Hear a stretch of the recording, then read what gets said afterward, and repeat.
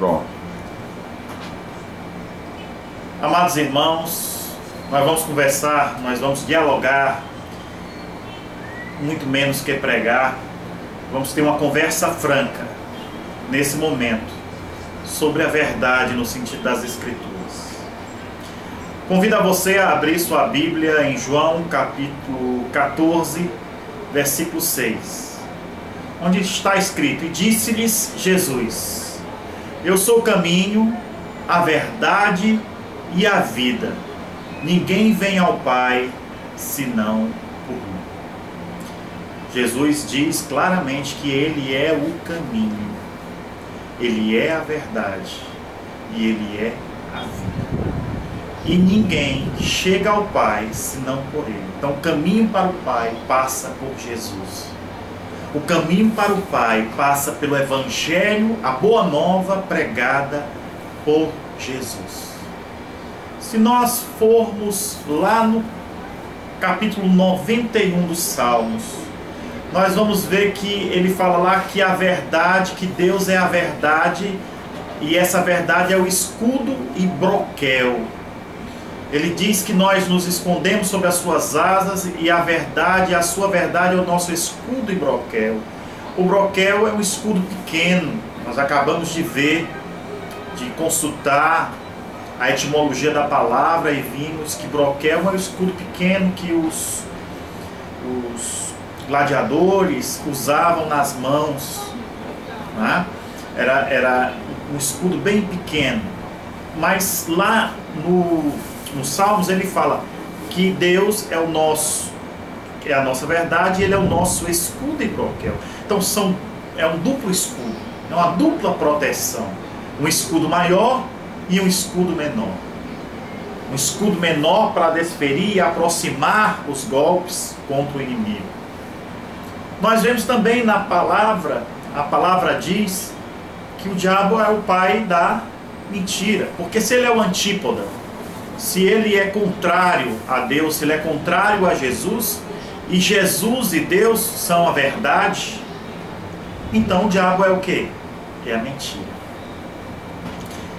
E aí eu convido a você a fazermos uma reflexão filosófica lá na República de Platão. Platão, que foi um filósofo grego, ele fala lá do mito da caverna. Ele diz que pessoas estavam acorrentadas às paredes de uma caverna. Eles estavam de modo que eles só viam o reflexo da luz que vinha externa, e esse reflexo da luz projetava sombras na parede. E eles acreditavam que aquelas sombras eram a verdade, e criam que aquelas sombras eram a verdade que eles concebiam. Um outro filósofo, Roland Corbusier, ele fala que a gente vê a realidade como se nós a víssemos com óculos azuis. E nós concebemos que a verdade, ela é azul. Que a realidade, ela é azul. E ficamos no engano. O próprio nômeno, a própria realidade, ela é ligada ao tempo e ao espaço. Onde eu quero chegar nesta nossa conversa sobre a verdade? A Bíblia, ela fala muito a verdade, ela não escolhe, né, palavras para falar sobre a verdade. E a Bíblia até não esconde, por exemplo, o lado negativo, por exemplo, de homens como Abraão, que foi o patriarca da fé, que nega que Sara é a sua mulher para Faraó, com medo, temendo pela própria vida. Então o que é que ele faz? Ele mente. Depois a descendência de Isaac também faz a mesma coisa, também mente sobre a sua mulher. E vemos em outras passagens outros homens utilizando-se da mentira, do ardil. O próprio Davi, quando se apaixona por Batseba, manda chamar seu general e cria ardis para que esta mulher deite com o seu marido, porque ela estava grávida de Davi. porque Davi conhecia o pecado naquele momento. Davi havia deitado com Batseba, casada, havia cometido adultério. Muito bem, meus irmãos, a nossa realidade é que nós convivemos todos os dias antes de conhecermos a verdade que liberta, a verdade que é Jesus, o Cristo. Nós vivemos com verdades aparentes. Nós acreditamos que a nossa realidade é a verdade, que a nossa realidade é a correta, que a nossa realidade é a que nos satisfaz. Nós vivemos muitas vezes num mundo de festas, num mundo de aparências, porque o que é o mito da caverna de Platão é o mundo de aparências. Aquelas pessoas acreditavam que aquelas imagens projetadas aparente eram, na verdade, a realidade. E quando um se liberta e vai e conhece a luz e volta e diz para eles que eles estão no engano, eles o chamam de louco. Quando Cristo traz a verdade para os homens, também é chamado de louco, é morto, é crucificado por pregar a palavra, por dizer que o reino que ele trazia não era o reino deste mundo, porque na verdade o reino que Cristo queria nos apresentar era o reino espiritual, era o nosso retorno à casa do Pai. Muitas vezes você está perdido em um mundo de aparências.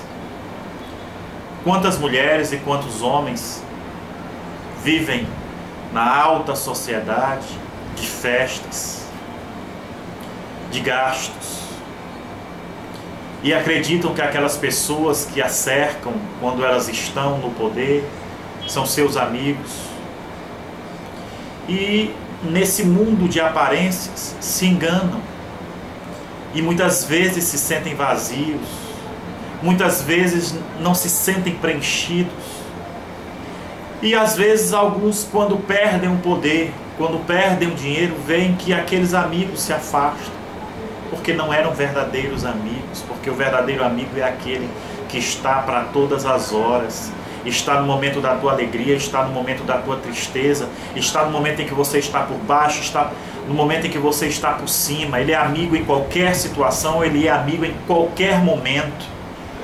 E se você parar para pensar, só tem um amigo que está contigo em todas as horas, embora você não olhe para ele, embora você não pense nele, embora você não tenha tempo para ele, mas ele está lá, do teu lado.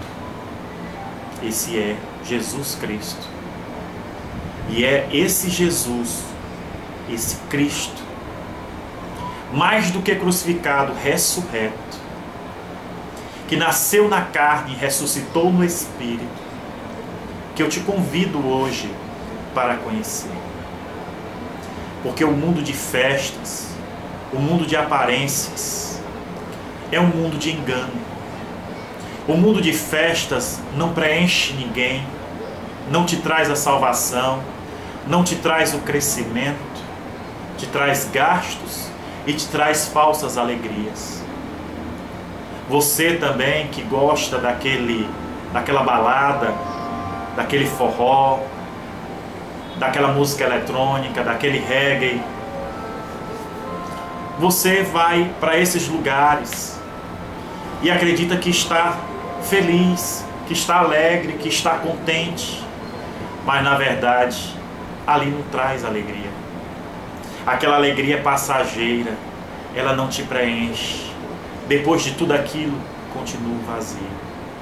Você que vive tendo relações sexuais com vários parceiros, com várias parceiras, o prazer é momentâneo, pode ser até intenso, mas ao fim de cada relação sexual vem aquela sensação de abandono, aquela sensação de sozinhez, para criar um neologismo, aquela sensação de solidão. E você vê que o sexo não preenche, o sexo pelo sexo não preenche ninguém. Você muitas vezes está nas drogas, fumando maconha, fumando crack, cheirando cocaína, picando-se com heroína, ou qualquer outra droga que venha a ser inventada ou usada, mesmo êxtase utilizado nas boates. Toda essa droga, ela traz também uma sensação de euforia, mas os estudiosos falam da crise de abstinência, e a crise de abstinência, que é a crise pela falta da droga no teu organismo, te traz dor, te traz sofrimento.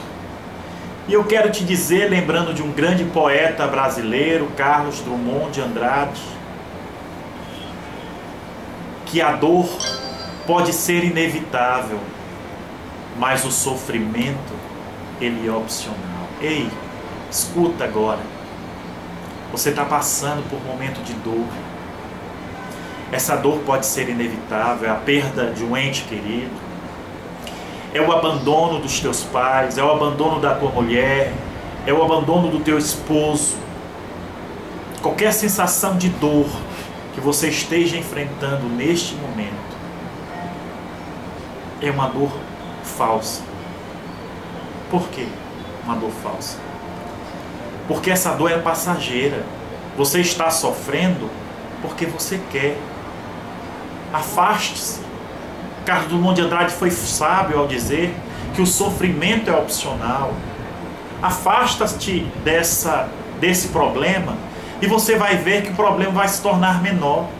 Porque quando nós nos afastamos das coisas, as coisas que antes eram grandes, elas passam a se tornar menores, elas passam a se tornar pequenas. Não é interessante?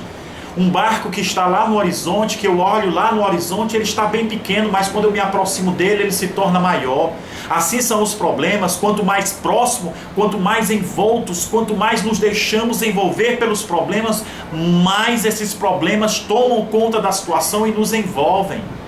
Quando nós nos afastamos do problema, quando nós afastamos das situações que nos causam dor, das situações que nos causam sofrimento, nós percebemos que esse sofrimento se torna menor.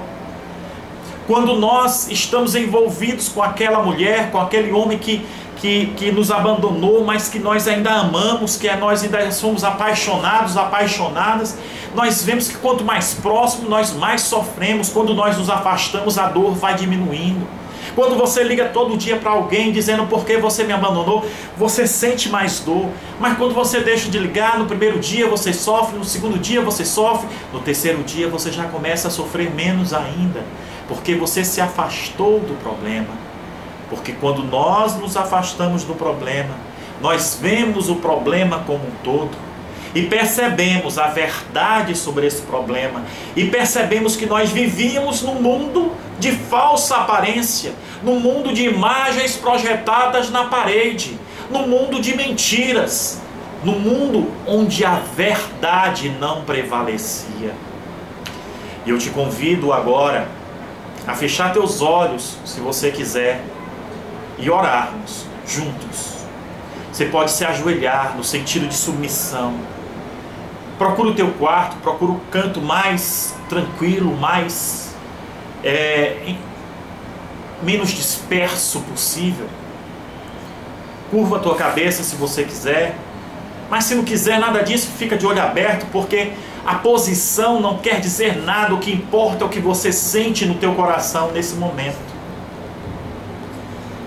E eu te convido para juntos entendermos o real sentido da palavra que nós lemos no início, que Cristo é o caminho, é a verdade e a vida, e que ninguém vem ao Pai senão por Ele.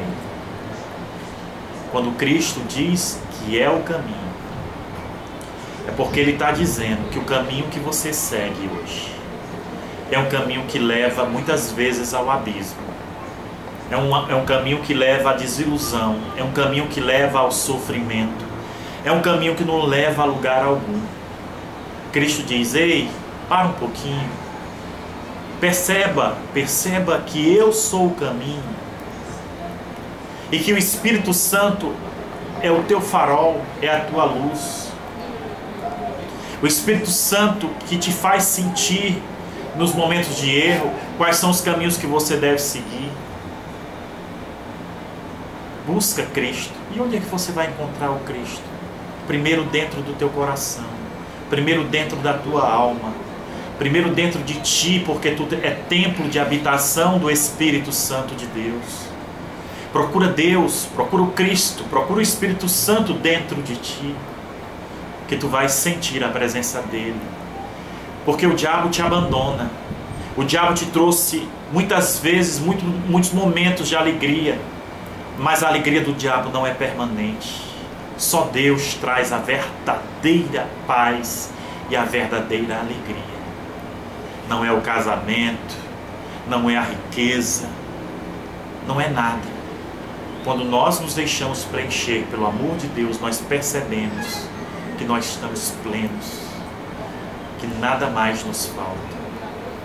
Deixe-se agora, nesse instante, se preencher pelo amor de Deus.